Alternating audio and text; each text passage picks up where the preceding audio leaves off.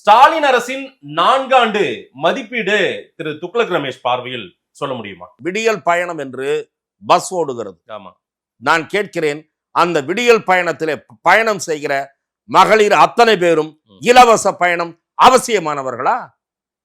செக்ரட்டேரியட்டுக்கு வந்து இறங்குகிறார்கள். காலையிலே நூற்றுக்கணக்கான பெண்கள் எழிலகத்திலே வந்து இறங்குகிறார்கள். வெவ்வேறு அரசு அலுவலகங்களிலே வந்து இறங்குகிறார்கள். அவர்களுக்கெல்லாம் ஃப்ரீ பஸ் சர்வீஸ். எதற்காக? பல்லாயிரக்கணக்கில் ஊதியம் பெறுகிற அரசு ஊழியர்களுக்கு இலவச பஸ்ஸா? அது பொருளாதார இழப்பீடு, பொருளாதார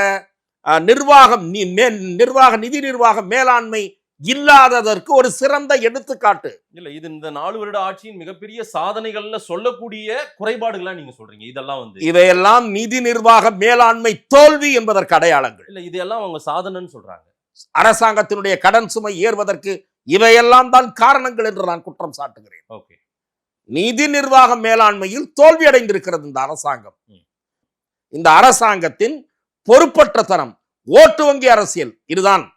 இல்ல, இந்த பணம் கொடுக்கறதே ஓட்டு வங்கி அரசியல். நிச்சயமாக ஓட்டு வங்கி அரசியல். திராவிட முன்னேற்ற கழக தேர்தலுக்கு 2026 தேர்தலில் வாக்குகள், பெண்கள் வாக்கு கணிசமாக விழப்போகிறது, விழும் என்று சொன்னால் அதற்கு இவையெல்லாம் தான் காரணம்.